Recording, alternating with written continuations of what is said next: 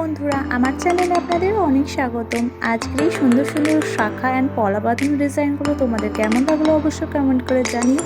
আর এরকম আরও jewellery video পেতে আমার চ্যানেলটি সাবস্ক্রাইব করে পাশে থাকা বেল আইকনটি প্রেস করে দিও। সবাই ভালো থেকো। আজকের মতো টাটা, আবার আসবো নতুন কোনো জুয়েলারি ভিডিও নিয়ে।